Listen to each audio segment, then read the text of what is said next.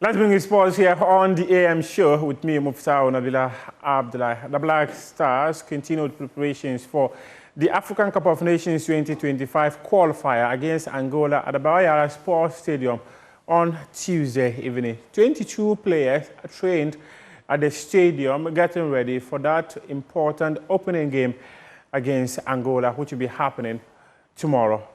Ole Jordan Ayew and Elisha Owusu currently are not available in camp as of the training time yesterday. They are expected to be part of the team later today. Otuado and his boys will fine-tune their preparations later today and also hold a press conference ahead of that game that will be happening tomorrow. Ghana wants to have a very perfect start to their campaign to the next edition of the African Cup of Nations, and that must start against Angola, who will also be holding their final training session at Bayara Sports Stadium later today. After the game against Angola on Thursday, the Black Stars will fly to Morocco, where they will play Niger on Monday in Bekani.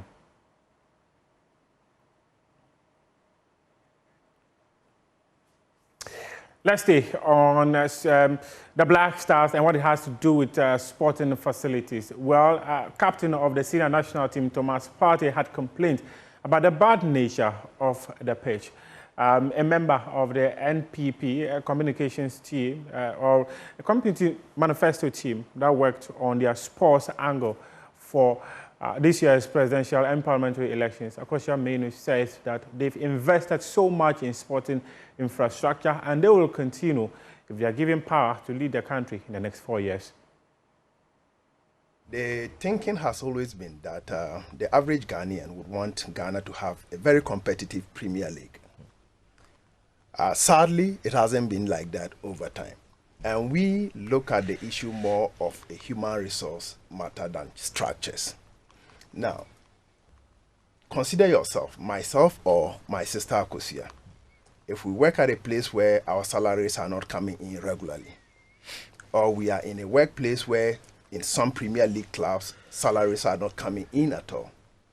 Now, if you don't look at the human resource, and then you look at other facets, of the organization, tendencies are that you would fail.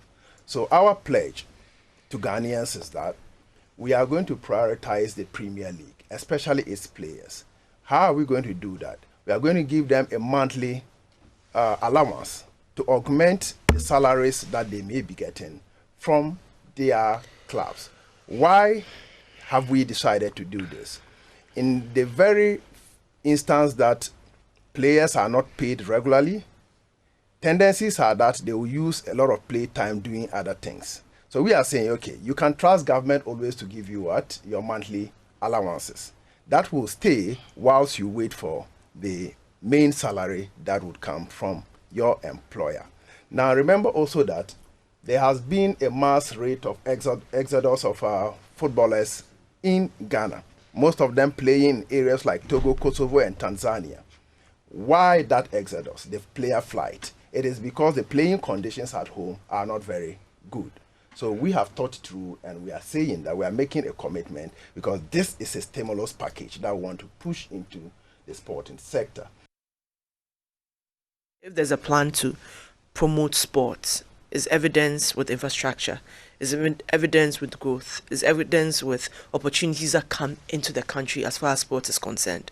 So the biggest evidence for me was the All African Games, that within a space of how many years, since we know what the delay was, especially for COVID-19, which extended the time frame a bit, we were still able to deliver on time the infrastructure needed to ensure a successful implementation of the program. So the question for me then is, evidence of doing what we said we would do is there. Is it perfect? No.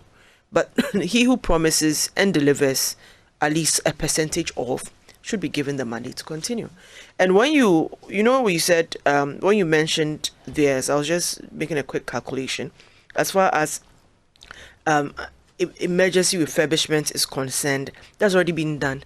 Accra and Kumasi is getting the upgrade it deserves. Now Takrady and Tamale are also under renovation. As we speak, youth resource centers in every region, not all complete, but the evidence is there. And when it's up and running, it fits into the sports secretariat, the Ghana Schools Sports Secretariat I mentioned. So you have the vision. What steps have you taken? And these are the steps that we have taken. Most of the things they are saying, yes, I believe that government should run as a continuum and not necessarily end when one regime ends. But clearly, we've shown the capacity and the commitment to improving sports in general, not just football. Now let's take you to Labone Senior High School, where Sota and Congo Basic Schools won Ghana's maiden edition of the Cushion Baseball Championship that took place in the school. My colleague, Abdul Karim Benin, has more in this report. Thrilling final inning. Sota and Congo schools maintained their composure to secure victory with a score of 12-9. The 4 competing schools featured at least 2 females, showcasing baseball's commitment to inclusivity. Organizers awarded individual prizes for both male and female MVPs, as well as the most disciplined player, to encourage sportsmanship. Ernest Danso, president of the Ghana Baseball Federation, explains that the immediate plan is to establish a seniors league in Ghana. It's called the first Ghana Coaching Championship that we held for the second cycle schools that came from 3 regions, actually, Greater Accra, Central and Eastern region.